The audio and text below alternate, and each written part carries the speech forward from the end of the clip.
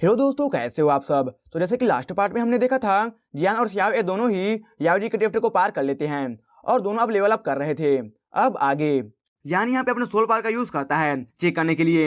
इसे पता चलता है कि पर्पल होली फ्लेम स्पिरिट को हील करने के लिए इसे होली फ्लेम से गाइड करना होगा और ये प्रोसेस भी काफी लंबा है, इससे 10 साल भी लग सकता है। अगर इस स्पीड से होली फ्लेम स्पिरिट रिकवर होगा तो फिर जियान अब कहता है कि मैं अपने मुंह के फ्लेम के सोर्स को बाहर निकालता हूँ, जो कि मेरे बॉडी के अंदर में हाल्फ ही है, और इस हाल्फ फ्लेम सोर्स से ये इस स्पिरिट को हील करने का ट्राई करेगा। इससे फास्ट रिकवरी भी हो सकता है। नेक्स्ट अब जियान मुंह के ब्लू फ्लेम को निकालता है और ये ब्लू फ्लेम को ये पर्पल फ्लेम धीरे धीरे एब्जॉर्ब करना स्टार्ट करता है। इस प्रोसेस में अब कुछ ही दिन लगने वाले हैं। अब कुछ दिन बाद पर्पल होली फ्लेम अपने नॉर्मल स्टेट में आ चुका होता है और इधर याओ जी इनका बॉडी काफी ट्रांसपेरेंट हो जाता है इतना ज्यादा पावर को यूज करने के कारण से। ये कहती है कि ये फ्लेम के पास ज्यादा अटैक पावर तो नहीं है, मगर ये फ्लेम काफी ज्यादा पॉइजनस है और ये एक बार में ही एनिमी को किल कर सकता है। आगे का काम अब ये जियान के ऊपर छोड़ती है। याओ जी जियान को एक्सप्लेन करती है कि हैवी सॉर्ड और एम्परर रिंग ये दोनों ही होली किंग से रिलेटेड है, मगर अब जियान उतना स्ट्रॉन्ग नहीं है कि ये इन दोनों थिंग को यूज भी कर सके। तो फिर दूसरे पावर हाउस भी जियान को फील नहीं कर सकेंगे कि इसका होली किंग से कोई रिलेशन भी है। याओ जी जियान को एक्सप्लेन करती है कि एक एल्केमिस्ट और बैटल फॉर्मेशन मास्टर के अलावा भी एक और प्रोफेशन है और वो है क्राफ्टर का, जो कि वेपन को क्रिएट करता है। हालांकि अभी भी इस वर्ल्ड में कुछ ही क्राफ्टर हैं, मगर इनका स्किल उतना अच्छा नहीं है। याओ जी कहती है कि पहले एंशिएंट टाइम में एक क्राफ्टर का मेन गोल वेपन को क्रिएट करना नहीं बल्कि उसे रिपेयर करना था, क्योंकि पूरे वर्ल्ड में काफी सारे पावरफुल वेपन्स हैं और जब भी ये यूज होते हैं ये डैमेज होते हैं और generation to generation immortal weapon और डिवाइन वेपन को ट्रांसफर किया जाता है, इससे ये वेपन में डैमेज होता है। तो एक रिपेयर करने वाला चाहिए होता है जो कि इन पावरफुल वेपन्स को रिपेयर कर सके, मगर इस तरह का स्किल भी अभी किसी के पास भी यहाँ नहीं है, कोई नहीं जानता है। तो अगर जियान को अपने हैवी सॉर्ड को रिपेयर कराना है फिर इस एक क्राफ्टर को सर्च करना होगा जो कि एंशिएंट टाइम के स्किल को प्रैक्टिस करता हो, और दूसरा थिंग वो जियान को खुद ही सर्च करना होगा। ये कहती है कि तुम्हारा टैलेंट काफी अच्छा है, मैं उम्मीद करती हूँ कि नेक्स्ट टाइम जब मैं तुमसे मिलूं तो फिर तुम काफी पावरफुल बन चुके होगे। अब याओ जी ये बोलकर चली जाती है और इधर इस वर्ल्ड के बाहर में याओ जी के स्टेचू के पास में एल्डर्स अभी भी बैठे हुए हैं और इस स्टैचू पे पर्पल लाइट को फील करते हैं और ये फील कर ये भी काफी इमोशनल होते हैं क्योंकि ये इनके गॉडेस का लाइट है। इधर यान इस होली फ्लेम को देखकर कहता है कि होली फ्लेम, मैं उम्मीद करता हूँ कि इस बार तुम मुझे इमॉर्टल रैंक को पार करने दोगे। नेक्स्ट जियान अब आगे जाता है इस पर्पल होली फ्लेम की ओर। ये पर्पल फ्लेम एक डियर को फॉर्म करता है, एक हिरन को। इसे देखकर अंडर एस्टिमेट नहीं किया जा सकता है, ये पर्पल फ्लेम का पावर है। जियान अपने ड्रैगन को ट्रांसफॉर्मेशन का यूज करता है। ये भी जानता है कि इसके सामने एक 10th रैंक का होली फ्लेम है। इस तरह का होली फ्लेम के सामने अभी तक जियान आया नहीं है। ये होली फ्लेम भी काफी वेल बिहेव नहीं लगता है। जियान इस होली फ्लेम से अब 3 किलोमीटर दूरी पे है और ये देखकर पर्पल फ्लेम जियान पे अपने फ्लेम के लपेटे से अटैक करता है। हालांकि जियान ड्रैगन गॉड ट्रांसफॉर्मेशन का यूज कर रहा है। नेक्स्ट ये फ्लेम हिरन जियान के ऊपर आता है। ये देखकर अब जियान के हैवी शॉट से होली किंग का पावर रिलीज होता है। फ्लेम डियर भी अब शांत हो जाता है होली किंग के पावर से और ड्रैगन किंग के पावर से। जियान इस फ्लेम की ओर अपने हाथों को आगे करता है। जियान जब फायर हिरन को टच करता है इसके बॉडी से अब काफी फ्लेम निकलता है और ड्रैगन स्केल्स को भी बर्न करना स्टार्ट करता है जो कि जियान के बॉडी के ऊपर है। जियान इसके पावर को फील कर कहता है कि मैं इस लेवल पे तुम्हारे लिए ही आया हूँ, तुम मुझे अपने पावर से डरा नहीं सकते हो। होली फ्लेम काफी शोर करता है। जियान भी कहता है कि मुझे टाइम वेस्ट नहीं करना चाहिए और ये अपने फेंजुए के कॉल्ड्रॉन को बाहर निकालता है। नेक्स्ट जियान फेंजुए को इसे डेवोर करने को कहता है। जियान कहता है दूसरे लोग रीइंकार्नेशन पे हेल्प से जाते होंगे, मगर मुझे अपने रीइंकार्नेशन के लिए अपने ही पावर को यूज करना होगा। अब धीरे धीरे टाइम भी पास करता जाता है। जो एल्डर स्टैचू के बाहर में गार्ड कर रहे थे ये भी चले जाते हैं। अब 2 साल भी हो चुके हैं। जियान और सियाओ ये दोनों ही पर्पल वर्ल्ड के अंदर में कल्टीवेट कर रहे हैं। जब इधर ऐसा हो रहा है तो फिर जियान के कारण से, क्योंकि ये एक ह्यूमन है, तो एल्फ किंगडम में मीटिंग होता है और ये लोग डिसाइड करते हैं कि ये जियान के साथ में फ्रेंडशिप करेंगे और इसके एंडलेस फायर डोमेन के साथ में अलायंस क्रिएट करेंगे और ये काम ये कर भी रहे होते हैं। दोनों पार्टीज बैठकर इस बारे में काफी बात भी करते हैं। इधर सियाओ इन 2 सालों के कल्टीवेशन में अब रीइंकार्नेशन लेवल पे जा चुका है और अभी काफी करीब है 5th लेवल रीइंकार्नेशन के। ये स्टैचू से बाहर आ चुका है और जियान अभी भी होली फ्लेम का एब्जॉर्ब भी कर रहा है। सियाओ की बॉडी में इसका होली फ्लेम भी अब पहले से काफी स्ट्रॉन्ग हो चुका है रीइंकार्नेशन सील के कारण से और याओ जी के पावर से। सियाओ काफी सारे डिफरेंट हेवनली फ्लेम से बना है, तो फिर जो Holi flame in different flame से बनने वाला है ये भी काफी यूनिक होगा। इसके अंदर उन सभी हेवनली फ्लेम का स्किल भी हो सकता है। इधर मीटिंग में सही बात कर रहे होते हैं। यहाँ पे एल्डर्स भी हैं। इतने में एक फिगर निकलकर सामने आता है और ये और कोई नहीं बल्कि जियान है। पर्पल होली फ्लेम को सोलो करने के बाद ये होली फ्लेम काफी नॉइजी था, मगर जियान इसे बाकी होली फ्लेम के साथ में फ्यूज यूज किया है और एक वापस से न्यू होली फ्लेम को क्रिएट कर सका है, सोल सेवन हार्ट फायर। और ये new Holi flame 5 kind of Holi flame से बना हुआ है। पर्पल होली फ्लेम जो कि 10th रैंक पे आता है, फिर इमोर्टल फ्लेम जो कि 17th रैंक पे आता है, फिर अनडेड फ्लेम जो कि रैंक 18th पे आता है, फिर घोफ्ट सोल फ्लेम जो कि रैंक 24th पे आता है, और लास्टली फायर हार्ट फ्लेम जो कि 35th रैंक पे आता है। जियान के पास जो मूविंग का होली फ्लेम का हार्बर सोर्स था, वो फ्लेम को जियान इस पर्पल फ्लेम के पावर को रिकवर करने में यूज किया था, तो फिर एक फ्लेम घट गया है। हालांकि अब इसके पास टोटल 5 कंप्लीट होली फ्लेम है और इससे बना हुआ न्यू होली फ्लेम और ये न्यू होली फ्लेम का पावर एक 8 और 9th रैंक के होली फ्लेम से कम नहीं है। होली फ्लेम के एब्जॉर्प्शन में फैन जो इमोर्टल आर्ट के मिडिल स्टेज में आ चुका है और इससे जियान को भी काफी बेनिफिट होने वाला है। इसके कल्टीवेशन में जियान अभी रीइंकार्नेशन लेवल पे आ चुका है, मगर ये भी फर्स्ट लेवल पे नहीं पहुंचा है। सियाओ फर्स्ट लेवल से एक ही स्टेप पीछे है और जियान इधर 2 और 3 स्टेप पीछे है फर्स्ट लेवल ऑफ रीइंकार्नेशन के। इधर ग्रेट एल्डर भी जियान के न्यू पावर को चेक करते हैं और कहते हैं कि अच्छा है, मगर अभी भी तुम एक रियल रीइंकार्नेशन लेवल पे नहीं गए हो। सभी के लिए ये रीइंकार्नेशन लेवल डिफरेंट होता है, तो तुम्हें इस बारे में खुद ही सर्च करना होगा। जियान भी जानता है कि इस तरह के थिंग में ये जल्दबाजी नहीं कर सकता है। अब तो 2 साल हो गए हैं। जियान अब ग्रेट एल्डर से एक एंशिएंट क्राफ्टर के बारे में पूछता है। इस पे एल्डर कहते हैं कि एक जगह है स्पेशल इंटेलिजेंस सेल बिल्डिंग, यहाँ पे तुम्हें कोई भी न्यूज और इन्फॉर्मेशन मिल सकता है अगर तुम्हारे पास मनी और रिसोर्सेज है तो। फिर जियान अपने हैवी स्वॉर्ड को अब रिपेयर करना चाहता है। इधर एल्डर भी कहते हैं कि सियाओ तुम जियान के साथ जा सकते हो, तुम्हें अभी काफी एक्सपीरियंस का जरूरत है जब इससे पहले कि तुम एक रियल किंग बनो। एल्डर कहते हैं हमारा एल्फ किंगडम काफी सालों से शांत है, अब सेकंड वर्ल्ड वॉर भी ज्यादा दूर नहीं है। और इसी के साथ ये एपिसोड यहाँ पर खत्म हो जाता है। इस एपिसोड के लिए इतना है दोस्तों, आगे का स्टोरी हम नेक्स्ट पार्ट में देखेंगे। अगर आपको वीडियो अच्छा लगा हो तो फिर वीडियो को लाइक और चैनल को सब्सक्राइब जरूर से कर देना। जियान अपने हैवी स्वॉर्ड को रिपेयर करना चाहता है ताकि इसका पावर अपने ओरिजिनल फॉर्म में आ सके और इसके लिए जियान एल्डर से क्राफ्टर के बारे में पूछता है।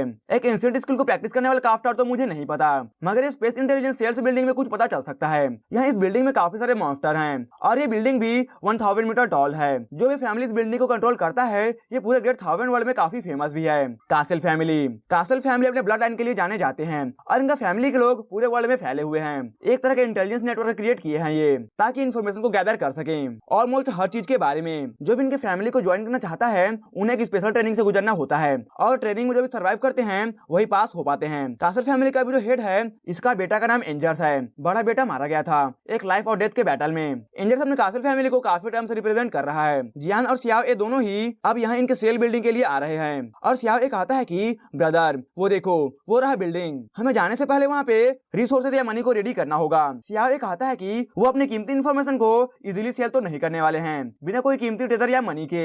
ये कहता है मैंने सुना है कि बिल्डिंग का जो अभी कंट्रोल करता है उसका एक हाथ नहीं है, बैटल में उसका एक हाथ चला गया था। इस बिल्डिंग को देखकर और जो भी अब तक जियान ने इनके बारे में सुना है इससे समझा जा सकता है कि इनके पावर को अंडर एस्टिमेट नहीं किया जा सकता है। जियान के पास ज्यादा टाइम भी नहीं है वेस्ट करने के लिए, अभी 2 साल बचे हुए हैं और इसे सभी मटेरियल्स को कलेक्ट करना होगा जिससे 3rd रैंक होली फ्लेम को डिवोर कर सके और साथ ही इसे अपने हैवी स्वॉर्ड को रिपेयर भी करना है। जियान और सियाओ दोनों ही अब बिल्डिंग के अंदर जाते हैं और यहाँ पे एक पर्सन कहता है सर आपको क्या चाहिए। यहाँ पे एक ओल्ड मैन है, इसका नाम राइज है और ये जियान को देखकर समझ जाता है कि ये दोनों यहाँ पे फर्स्ट टाइम ही आ रहे हैं। अब ये जियान और सियाओ दोनों को अपने साथ आने को कहता है। दोनों अब इसके पीछे जाने वाले हैं, मगर इतने में आवाज आता है और एक पर्सन रुकने को कहता है और एक सॉर्ड अटैक जियान की ओर आगे आता है और जब जियान देखता है तुरंत इस अटैक को रोकता है। दूसरे जियान के पावर को देखते हैं। इस टाइम में जियान के हैवी स्वॉर्ड में भी कुछ मूवमेंट को फील किया जा सकता है। जियान यहाँ पे थोड़ा सरप्राइज है अपने स्वॉर्ड को लेकर। अब एल्डर राइज कहता है कि लिथियान ये हमारा कास्टल फैमिली का जगह है, तुम्हें यहाँ पे सही से बिहेव करना चाहिए। इधर ये लिथियान कहता है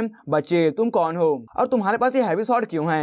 अब ये जियान की ओर आगे जा रहा होता है। इधर जियान इसे इग्नोर करता है और यहाँ पे एक पर्सन हिडन है, इस पे जियान ध्यान देता है। जियान अपने सोल पावर से ये फील कर चुका है। पीछे से ये पर्सन अब आगे निकल कर आता है और कहता है कि तुम दोनों ज्यादा नाराज मत हो, हमें यहाँ पे मनी बनाना चाहिए। इसे देखकर बेल्डर राइस कहता है लॉर्ड इस पर्सन का एक हाथ नहीं है। अब ये कहता है कि अंकल ली आप प्लीज जाइए, मैं इन दोनों गेस्ट को देखता हूँ। अब ये अपने हाथ को मूव करता है और दूसरे चले जाते हैं। नेक्स्ट ये यहाँ पे जियान को देखकर कहता है endless fire domain Lord. Xiao को देखकर कहता है एक एल्फ और लिथियान को देखकर इसे सॉर्ड क्रेजी कहता है। इसके नाम को सुनकर सियाओ कहता है ये तो वही है जो पूरे ह्यूमन वर्ल्ड में बेस्ट सॉर्ड फील्ड है। सियाओ कहता है कि सॉर्ड डोमेन का पावर हमारे एल्फ किंगडम के जैसा है। अब ये लोग इस बिल्डिंग के टॉप फ्लोर पे जाते हैं और एक हॉल में बैठे हैं। लिथियान जब से जियान के हैवी सॉर्ड को देखा है इसे डिफरेंट फीलिंग आ रहा है। लिथियान को सॉर्ड डोमेन से बाहर निकाल दिया गया है। ये अभी भी अपने सॉर्ड इंटेंट को मास्टर नहीं कर सकता है और यहाँ इस सेल बिल्डिंग में ये सॉर्ड इंटेंट को जानने के लिए आया है। यहाँ पे बिल्डिंग का मालिक लैंडलॉर्ड कहता है, जहाँ तक मैं जानता हूँ तुम दोनों यहाँ पे सेम थिंग के लिए आए हो। ये कहता है कि ये सिंपल सॉर्ड दिखता है मगर इसके अंदर पूरा दुनिया को हिलाकर रख देने वाला पावर है। ये कहता है तुम दोनों को बुद्धा रियलम में जाना होगा। इसके बातों को सुनकर जियान भी अब ज्यादा डाउट नहीं करता। इसका इन्फॉर्मेशन जियान के सॉर्ड के बारे में सही है। अब ये पर्सन एक इन्फॉर्मेशन स्क्रॉल को निकालता है और कहता है कि ये तुम दोनों को ही चाहिए। अपने हाथ में 2 स्क्रॉल को लेकर अब ये कहता है कि मैं तुम दोनों के बारे में थोड़ा बहुत जानना चाहूंगा। इसका 2 स्क्रॉल अब जियान और लिथियान इन दोनों के हाथ में आ जाता है। अब ये इन दोनों को बुद्धा वर्ल्ड के एंट्रेंस तक लेकर जाने को कहता है। ये कहने के बाद ये ज्यादा भी कुछ खास भी नहीं कहता और कुछ लोग आते हैं और इन तीनों को लेकर चले जाते हैं। इनके जाने के बाद एल्डर आकर अब इस पर्सन से कहता है, लॉर्ड आपने इस कीमती इन्फॉर्मेशन स्क्रॉल को इन्हें यूं ही दे दिया है। ये काफी कीमती था। इसका वैल्यू एक इमॉर्टल स्किल और फाइटिंग स्किल से कम नहीं था। हालांकि लॉर्ड कहता है कि चिंता करने की जरूरत नहीं है। तुमने कभी एक ह्यूमन को देखा है जिसके बॉडी में 5 होली फ्लेम हो? एक होली किंग ही ऐसे थे जो ये कर पाते थे। ये कहता है मैंने अपना मन बना लिया है, तुम्हें ये सब फ्यूचर में समझ आएगा।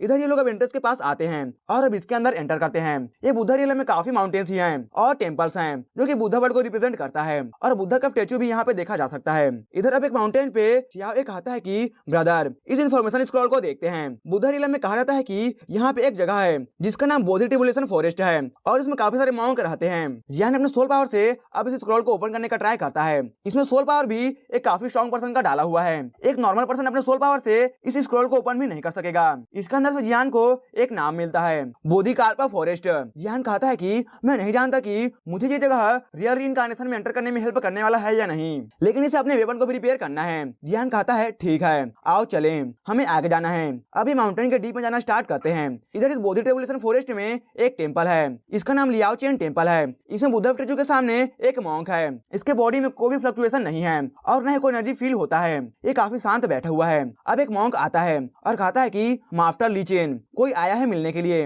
अब ये अपने आंखों को ओपन करते हैं और आगे जाते हैं इससे मिलने के लिए। इस इन्फॉर्मेशन के अकॉर्डिंग ये मास्टर ली चेन जब एक मॉन्क नहीं बने थे उससे पहले ये काफ्टर हुआ करते थे। अब इधर ये मॉन्क कहते हैं मैं तुम्हारे यहाँ पे आने का कारण को जानता हूँ मगर उससे पहले तुम मेरे सवालों का जवाब दो। बुद्धा क्या है? कहा जाता है कि 2 गॉड और एक बुद्धा है जो बुद्धिज्म को फॉलो करते हैं। उनके पास बुद्धिज्म धर्म बॉडी होता है। जियान कहता है कि मास्टर ली चेन हम यहाँ पे अपने वेपन को ठीक कराने आए हैं। जियान अब अपने वेपन को निकाल कर दिखाता है इन्हें। इस वेपन को देखकर अब ये कहते हैं कि ये होली किंग से रिलेटेड है। मैंने काफी टाइम से वेपन के क्राफ्टिंग को छोड़ दिया है मगर जबकि तुम ओल्डर फ्रेंड से रिलेटेड हो तो फिर तुम्हारे लिए मैं एक बार इस रूल को छोड़ देता हूँ।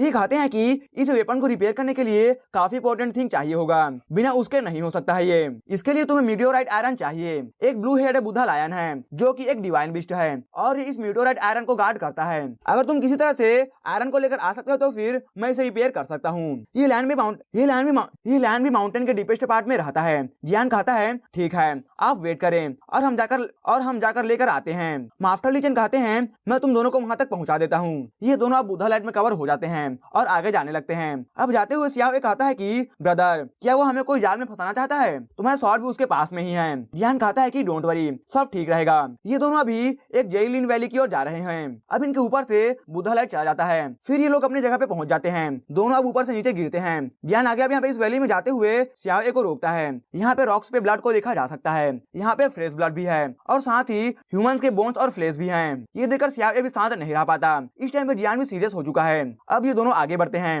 लगता है कि ये लैंड बिस्ट काफी ज्यादा खतरनाक है। जियान के बॉडी पे अभी ग्रेट थंडर भी आ रहा होता है। इतने में अब एक आवाज आता है और जियान अपने थंडर पावर से अटैक करता है।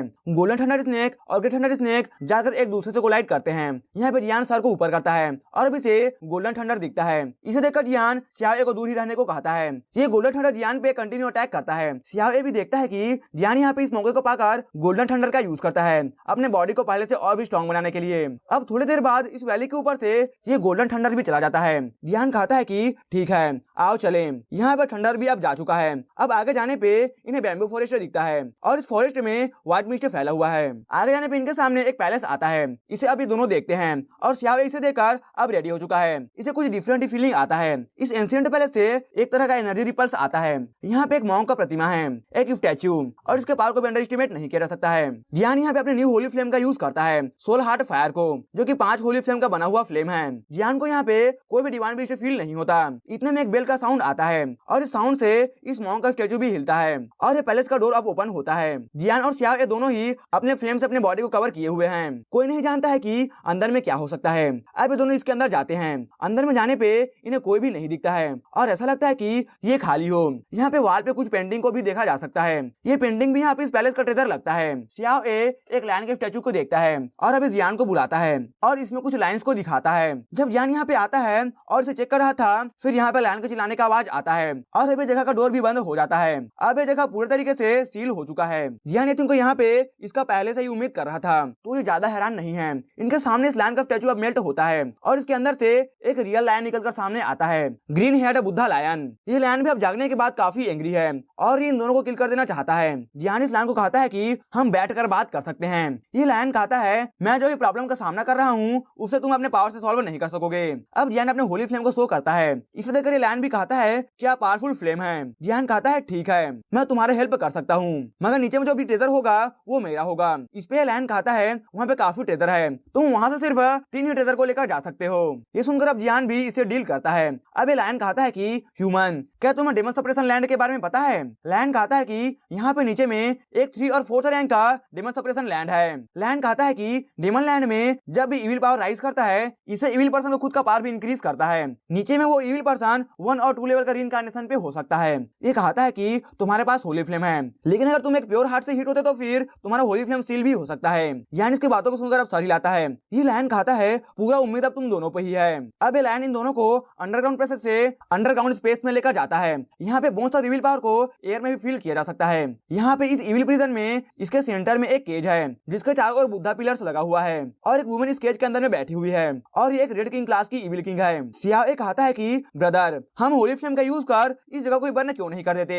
इस पे जियान कहता है कि इस डेमन लैंड को कम मत समझो, ये काफी खतरनाक जगह होता है और यहाँ पे जो डीमन सील है उसके पास प्योर हार्ट भी हो सकता है जो कि काफी खतरनाक भी है। जियान कहता है कि मैं भी जानना चाहता हूँ कि ये इविल इस बुद्धा लैंड को हेल्प लेने के लिए मजबूर कैसे कर दिया, जबकि इस लैंड का ही पावर सेकंड लेवल के रीइंकार्नेशन पे है। जियान कहता है कि मैं आगे जाता हूँ और चेक करता हूँ, तुम वेट करो। जब जियान आगे जाता है तो फिर अब रेड किंग कहती है कि कोई यहाँ पे आ चुका है। इधर जियान इस वुमेन का आवाज सुनकर कहता है कि ये वुमेन काफी पावरफुल है, मेरे आते ही ये फील कर ली है।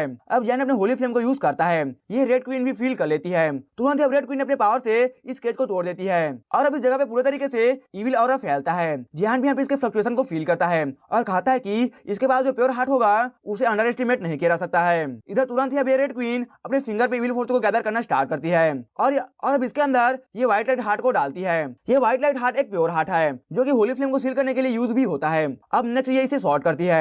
ये देखकर जियान भी अपने होली फ्लेम का पावर को फुल्ली रिलीज करता है और रेड क्वीन का व्हाइट हार्ट और जियान का होली फ्लेम एक दूसरे से कोलाइड करते हैं। जियान के पास 5 डिफरेंट होली फ्लेम है, मगर फिर भी इस कोलिजन से जियान का होली फ्लेम वीक हो जाता है। नेक्स्ट ये रेड क्वीन अपने चारों ओर से अब इविल एनर्जी को गैदर करती है और इस प्रिजन से भी ब्लैक लिक्विड निकलता है। इधर जियान का होली फ्लेम अब काफी कांप रहा होता है। ये फील कर जियान अपने होली फ्लेम को वापस अपने बॉडी में डाल देता है और अब ड्रैगन के पावर को यूज करता है। रेड क्वीन के पावर के कारण से यहाँ पे जो भी इविल शैडो और पावर है, रेड क्वीन के पावर से ये भी सप्रेस हो रहे होते हैं। जियान भी इसका उम्मीद नहीं कर रहा था। अब पूरे तरीके से शांति छा जाता है। यहाँ पे दोनों का अटैक कोलाइड करते हैं। इस बार जियान का ड्रैगन पंच का पावर इसके व्हाइट लाइट के पावर को डिफीट नहीं कर पाया था। जियान के बॉडी के ऊपर अभी ड्रैगन स्केल्स भी आ चुके हैं। जियान सोचता है कि ये काफी पावरफुल है और बिना हैवी शॉट के जियान कैसे फाइट करे। अब ये भी इस बारे में ही सोच रहा है। इसके पास अभी कोई प्लान नहीं है। रेड क्वीन कहती है कि मैं भी एक ह्यूमन हुआ करती थी, मैं ह्यूमन वर्ल्ड में जन्म ली और मेरे फैमिली उस टाइम पे मारे गए थे।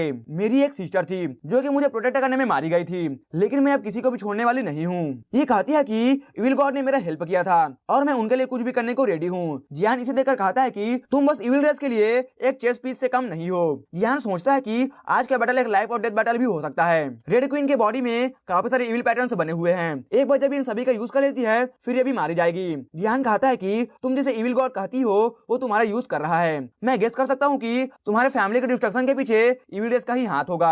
इधर रेड क्वीन अपने बॉडी के अंदर प्योर हार्ट को कंडेंस करती है और अब ये भी रेडी हो चुका है, सिर्फ इसे शॉर्ट ही करना है। हालांकि जियान की बातों को सुनकर अब ये भी पास्ट के बारे में याद करती है और सोचती है कि जो भी इसके साथ हुआ है ये काफी स्ट्रेंज है कि एक इविल गॉड कोई ह्यूमन में भी इंटरेस्ट शो करे और जब से इसके अंदर में प्योर हार्ट को डाला गया है इविल गॉड ने इसे पर्सनली ट्रेन किया है। जियान कहता है कि मैं तुम्हारे हेल्प कर सकता हूँ, अपने होली फ्लेम से तुम्हारे ब्लैक लाइंस को रिमूव कर सकता हूँ। ये सुनकर अब रेड क्वीन कहती है कि तुम मेरे हेल्प क्यों करना चाहते हो, मेरे पास प्योर हार्ट है और मैं तुम्हारे होली फ्लेम को सील कर सकती हूँ।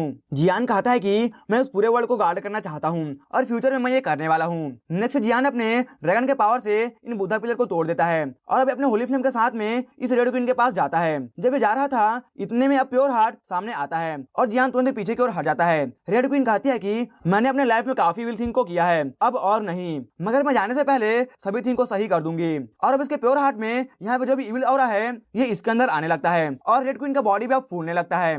प्योर हार्ट एक high level Holi flame killer weapon है जिसे इविल रेस के लोग ही बनाते हैं। इसे बनाने के लिए एक ह्यूमन वुमेन हार्ट की जरूरत होता है। इस प्योर हार्ट को कौन सी ह्यूमन वुमन से बनाना है और इसका प्रोसेस क्या है ये पूरे तरीके से सीक्रेट है। यहाँ इफ डेमनलैंड में दूसरे इविल फिगर्स देखते हैं कि ये प्योर हार्ट एक्सप्लोड कर गया है, मगर इसका टारगेट जियान नहीं है, न ही कोई होली फ्लेम है, बल्कि इसका टारगेट ये लोग हैं। रेड क्वीन अपने पावर से इस पूरे जगह को प्योरीफाई करना चाहती थी।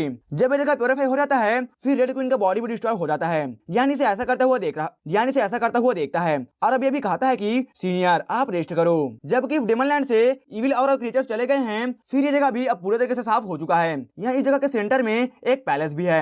ऐसा लगता है कि इस जगह पर ट्रेजर को स्टोर किया जाता है। इधर श्याओ ए भी पैसेज में ही रुका हुआ है। जब ये फील करता है कि इविल और चला गया है फिर अभी आगे आता है। जियान यहाँ पे इस रेड क्वीन को देखकर एक बात तो समझ गया है कि जो भी वुमेन एक यूनिक पावर के साथ में जन्म लेती है वो ह्यूमन वुमेन एक प्योर हार्ट बन सकती है और एक प्योर हार्ट को कल्टीवेट करने में 100 ईयर्स भी लग सकते हैं। कहा जाता है कि इविल रेस काफी काइंड ऑफ प्योर हार्ट को कल्टीवेट किए हैं और ये टॉप 5 रैंक के होली फ्लेम को भी स्टील कर सकते हैं। जियान यहाँ पे बैठकर अब इस प्योर लाइट के सीक्रेट को समझ रहा होता है। यहाँ पे अपने सोल पावर को यूज करने के बाद जियान को एक लाइट ग्रुप दिखता है जिसके अंदर में शायद इसे आंसर भी मिल सके। जियान को इस लाइट ग्रुप से काफी इंफॉर्मेशन मिलता है। इधर श्याओ ए कहता है कि लगता है कि ब्रदर अभी कल्टीवेट कर रहे हैं। इस बार मैं उम्मीद करता हूँ कि ये रियल रीइंकार्नेशन लेवल पे चले जाएं। इधर जियान जबकि इस प्योर हार्ट को थोड़ा बहुत समझ सका है और इसके बारे में काफी कुछ जान भी सका है, ये लाइट ग्रुप भी अब जियान के बॉडी में एंटर कर जाता है। इस टाइम पे जियान एक तरह के मिस्टीरियस स्टेट में आ चुका है और इसे अपना पास्ट मेमोरी दिख रहा है। जियान को अपने सामने इसे खुद का बचपन का सीन दिखता है। नलन आई है इसके फैमिली के पास मैरिज को ब्रेक करने के लिए। नेक्स्ट जियान को दिखता है कि ये अपने टीचर को बोल रहा है कि ये रिवेंज ले चुका है। अपने फैमिली के प्राइड को सेव करने और अपने फैमिली के सामान को सेव करने के लिए जियान काफी ज्यादा हार्ड कल्टीवेट किया था। फिर जियान को रीइंकार्नेशन का सेकंड लाइफ दिखता है। एक एज़ूर ब्लू प्लेन दिखता है। यहाँ पे जियान अकेले ही है। फिर से रीइंकार्नेशन का थर्ड वर्ल्ड दिखता है। जियान इस टाइम पे अपने पास्ट और साथ ही अपने डिफरेंट लाइफ को देख रहा है जो कि ये जी सकता था और जो भी ये जिया है। जियान को भी पता है कि रीइंकार्नेशन को सिंपल थिंग नहीं है, ये एक पर्सन के पर्सनल एक्सपीरियंस को शो करता है जैसे कि मनी, ब्यूटी, एंडिंग, पावर और भी काफी थिंग्स को। जियान कहता है कि इस लाइफ में मैं कितना भी रीइंकार्नेशन लेवल को पार क्यों न करूं, मगर मैं अपने फैमिली और अपने लव को ही प्रोटेक्ट करना चाहता हूं। सडनली अब जियान के बॉडी के अराउंड एक मिस्टीरियस फोर्स गैदर होता है। अब टाइम भी पास करता जाता है। यहाँ पे रेड क्वीन के द्वारा जो पावर छोड़ा गया था जियान इसे ही एब्जॉर्ब कर रहा होता है। श्याओ ए यहाँ पे जियान को बैठा देखकर लायन से पूछता है कि मेरे ब्रदर के साथ में क्या चल रहा है। इस पे लायन कहता है इसे अब डिस्टर्ब करना सही नहीं है। इस टाइम पे दोनों देखते हैं कि इस जगह से इविल पावर पूरे तरह से डिस्ट्रॉय हो चुका है। लायन और श्याओ ए इन दोनों में इन एक मंथ में काफी सारी बातचीत होता है और ये दोनों भी काफी क्लोज आ जाते हैं। जब ये बात कर रहे थे इतने में जियान के अराउंड काफी पावरफुल रीइंकार्नेशन पावर डेवलप होता है। ये दोनों भी अब सोचते हैं कि क्या चल रहा है। जियान अब अपनी आंखों को खोलता है और हंसता है। ये कहता है कि सीनियर के कारण से अब मेरा पावर काफी इंक्रीज किया है। जियान कहता है कि मैं पहले रीइंकार्नेशन के पावर को समझ नहीं पा रहा था, मगर अब मैं समझ गया हूँ। अब जियान का पावर रीइंकार्नेशन पीक पे चला गया है। पीक का मतलब है कि ये अभी फर्स्ट लेवल पे नहीं है, मगर इससे एक ही स्टेप पीछे है। जियान सोचता है कि काफी सारे पावर हाउसेस हैं जो मेरे लेवल पे ही फंस जाते हैं, मगर ये अंडरस्टैंडिंग भी काफी सिंपल था और इसे समझने में मुझे भी काफी टाइम लग गया। जियान अब कहता है कि ठीक है, जबकि यहाँ पे ये थिंग खत्म हो गया है तो फिर आगे जाते हैं। अब आगे एक पैलेस की ओर जाते हैं। अब इस पैलेस का डोर भी ओपन होता है। डोर के ओपन होने के बाद ये डायरेक्टली अंदर नहीं जाते, पहले रुककर यहाँ से ही देखते हैं और वेट करते हैं कि कोई गड़बड़ तो नहीं है। अब ये अंदर हॉल में एंटर करते हैं। जियान अब आगे इसके सेंटर में जाता है। आगे जाने पर जियान को इसके अंदर में मीटियोराइट आयरन भी दिखता है, ब्लैक ब्लू कलर का आयरन, और ये टोटल 20 मीटर लॉन्ग और 50 मीटर वाइड है। इस आयरन के ऊपर एक डार्क लाइंस भी बना हुआ है। जियान इसे देखकर कंफर्म करता है कि ये मीटियोराइट आयरन है। जियान यहाँ पे अपने सोल पावर से इस जगह को भी चेक करता है। जियान फील करता है कि ये आयरन जियान के बॉडी से पावर को भी एब्जॉर्ब कर रहा है और सबसे खराब थिंग है कि इस एब्जॉर्प्शन को रोक नहीं सकते हैं। ये देखकर अब जियान अपने होली फ्लेम को रिलीज कर इस आयरन को टच करता है। टच करते ही अब इसका फ्लेम पावर भी चला जाता है। मास्टर ली चिन ने इसके पावर के बारे में कुछ भी नहीं बताया। जियान अपने पावर से भी इस आयरन को हिला नहीं पा रहा है। श्याओ ए यहाँ पे कुछ थिंग को नोटिस करता है और जियान को बताता है इस बारे में। यहाँ पे इस प्लेटफॉर्म पे बुद्धा का मूर्ति बना हुआ है और काफी सारे भी हैं। ये राउंड प्लेटफॉर्म 8 बुद्धा स्टैचू से सराउंडेड है। इनमें 2 स्टैचू बुद्धा का डिफरेंट है। इस स्टैचू में बुद्धा बैठे हुए हैं। यहाँ पे एक गोल्डन ट्री है जो कि एक होली ट्री के जैसा है, जो कि बुद्धा वर्ल्ड में काफी फेमस भी है। अब काफी सारे क्वेश्चन श्याओ ए के माइंड में आते हैं ये ट्री यहाँ पे क्या कर रहा है, काफी फ्लक्चुएशन इन्हें आता है। सियाओ के अकॉर्डिंग इसमें कोई न कोई ट्रेजर होना चाहिए। यहाँ पे जो बुद्धा का स्टेचू है ये इस प्लेस को गार्ड कर रहे होंगे। यहाँ पे कोई गार्डियन भी होना चाहिए जो इस प्लेस को गार्ड कर रहा होगा। जियान कहता है कि मैं लकी था कि मुझे एक 3rd रैंक का होली फ्लेम का इमेज मिल सका था। एक डिवाइन ऑब्जेक्ट को डिवोर करने के लिए काफी थिंग्स को प्रिपेयर करना होता है, जैसे कि एक रीइंकार्नेशन पिल। इसके बिना बॉडी और सोल दोनों ही डिस्ट्रॉय हो सकता है। और आइस मैरो और फायर फूट 30,000 ईयर ओल्ड। इस एंशिएंट ट्री के ऊपर ग्रीन एनर्जी को भी देखा जा सकता है। जियान कहता है कि मेरे पास already ice and fire fruit है 30,000 ईयर ओल्ड। और डेमन वेल स्टोन काफी डिफिकल्ट है इसे हासिल करना। जियान कहता है मैंने भी नहीं सोचा था कि मुझे इस तरह का ट्रेजर भी यहाँ पे मिल सकेगा। लगता है कि गॉड भी यही चाहते हैं। सियाओ जियान को अब कांग्रेचुलेट करता है। जियान कहता है इस अर्थ बेडिंग को रिमूव करना होगा इस एंशिएंट ट्री से बिना डिस्टर्ब किए हुए। अर्थ बेड इस ट्री के ऊपर है और ये ट्री भी प्लेटफॉर्म पे है, तो फिर इसे बिना डिस्टर्ब किए हुए लेना होगा। नहीं तो फिर बुद्धा स्टेचू जो कि गार्ड कर रहे हैं ये जाग भी सकते हैं। जियान कहता है कि मुझे ऊपर उठाओ और मैं ट्राई करता हूँ इसे लेने का। जियान अपना ड्रैगन गॉड ट्रांसफॉर्मेशन का यूज करता है अपने बॉडी को कवर करने के लिए और अब आगे जाता है। जियान को काफी प्रेशर फील होता है, इसके सोल पे भी फील होता है। जब जियान आगे जा रहा था फिर बुद्धा वॉइस भी आता है और अब सियाओ जियान को जल्दी करने को कहता है। तुरंत ही बुद्धा स्टेचू की आंखें खुलते हैं और काफी ज्यादा साउंड आता है। तुरंत ही अब जियान को बुद्धा पावर से डील करना पड़ जाता है और ये अपने क्लान टैटू का भी अवेकन कर देता है। जियान पे अब चैंटिंग पावर से अटैक होता है। हालांकि जियान का क्लान टैटू और ड्रैगन पंजे जियान को सेव करते हैं। तुरंत ही अब जियान आगे बढ़ने का ट्राई करता है। फर्स्ट अटैक से जियान के हाथ से ब्लड आ रहा था और जब ये ब्लड प्लेटफॉर्म पे गिरता है फिर ये बुद्धा स्टैचू भी शांत हो जाते हैं। इस बात को भी जियान भी समझ नहीं सका है कि ऐसा क्यों हुआ। जियान कहता है कि ऐसा लगता है कि ये बुद्धिस्ट लोग हमारे क्लान के सीनियर को जानते थे। जियान हालांकि ज्यादा चिंता नहीं करता और अब ये अर्थ बेड को ले लेता है। जियान अब यहाँ पे इन स्टैचू को थैंक्स कहता है और अब कहता है कि ठीक है जल्दी से यहाँ के काम को खत्म करते हैं और निकलते हैं। कहा जाता है कि एंशिएंट बोधि ट्रीज के नीचे में काफी मॉन्क को रीइंकार्नेशन का पावर भी मिला है। जबकि जियान को ये ट्री मिल चुका है तो फिर इसका सोल पावर भी काफी इंक्रीज करता है। ट्रीज में अर्थ पावर होता है और ये लाइफ एनर्जी है जो कि सोल पावर को स्ट्रॉन्ग बनाता है। यहाँ इस जगह पे एनर्जी भी काफी अच्छा है। जियान इस एनर्जी को कंडेंस करता है। कुछ दिन तक बैठकर जियान को 10 दिन लग जाते हैं इन एनर्जी को कंडेंस करने में। इस एंशिएंट ट्री की एनर्जी से जियान एक अर्थ मैट्रेस को क्रिएट करता है, एक तरह का कपड़ा जो कि जियान के बॉडी को कवर करता है और ये कपड़ा एनर्जी से बना हुआ है। नेक्स्ट जियान अब मेडिसिनल हर्ब्स को कलेक्ट करता है जो कि इस एंशिएंट ट्री से मिला है। जियान अब खड़ा होता है और कहता है कि बाकी ट्रेजर तुम चूज कर सकते हो, जो मुझे चाहिए था वो मिल चुका है। सियाओ अपने लिए बुद्धि बीड्स को लेता है। ये बुद्धा बीड्स एक माला है जो कि मॉन्क प्रेस के लिए यूज करते हैं और इन बीड्स में काफी पावर भी कंटेन होता है। अब जियान और सियाओ दोनों ही यहाँ से मीटियोराइट आयरन को लेकर निकलते हैं। जियान और सियाओ अब दोनों ही चेन टेम्पल में आ जाते हैं और यहाँ पे ये मास्टर चेन से दोबारा से मिलते हैं। मास्टर चेन भी इस आयरन पीस को देखते हैं और कहते हैं कि वहाँ पे वो इविल क्रिएचर काफी सालों से है मगर फिर भी ये डैमेज नहीं हुआ है। अच्छा है, इसके साथ अब जियान का हैवी सॉल्ट भी रिपेयर हो सकता है। मास्टर चेन अब जियान को कहते हैं कि तुम दोनों जा सकते हो, रिपेयर करने में काफी टाइम लगने वाला है और इसे शांत जगह पे ही किया जाएगा। जब ये खत्म हो जाएगा फिर तुम्हारे पास ये वेपन चला जाएगा। ये सुनकर जियान और सियाओ भी दोनों सरप्राइज होते हैं। जबकि मैटर भी खत्म हो चुका है फिर लायन यहाँ पे आता है। ये वही लायन है। जियान और सियाओ दोनों के पास कोई स्पेशल रास्ता नहीं है कि ये दोनों यहाँ से वापस भी जा सके, तो फिर ये लायन इन्हें यहाँ इस बुद्धा वर्ल्ड से इन्हें बाहर निकालने वाला है। अब ये भी यहाँ से जाते हैं। इधर मास्टर चेन कहते हैं कि मैंने भी नहीं सोचा था कि मैं कभी भी कोई वेपन को रिपेयर करूंगा। जब ये वेपन बनकर रेडी होगा फिर ये काफी पावरफुल होगा। जियान और सियाओ या एंट्रेंस के पास आ जाते हैं। लायन इन दोनों को छोड़कर अब चला जाता है। इधर जब ये दोनों आगे एंट्रेंस के अंदर में जाने ही वाले होते हैं इन्हें एनर्जी फील होता है और ये एनर्जी उस सॉल्टमैन का है जिसे ये सेल्स बिल्डिंग में मिले थे। लिथियन, ये लिथियन एक मॉन्क से फाइट कर रहा है। ये फॉरबिडन एरिया में एंटर करना चाहता है। लिथियन अपने सॉल्टमैन सेक्टर के स्किल का यूज करता है। ये देखकर मॉन्क अब अपने बुद्धा स्टैचू का यूज करता है। काफी सारे शैडो आकर अटैक करते हैं और बुद्धा बॉडी को भी डिस्ट्रॉय करते हैं। लिथियन बुद्धा वर्ल्ड में एंटर करता है और ये फॉरबिडन एरिया में एंटर कर चुका है जहाँ पे इसे नहीं जाना था। लिथियन भी देखता है कि काफी सारे मॉन्क यहाँ पे आ चुके हैं। एक मॉन्क जो कि वुडाओ है ये अपने माला को अपने हाथ में घुमा रहा होता है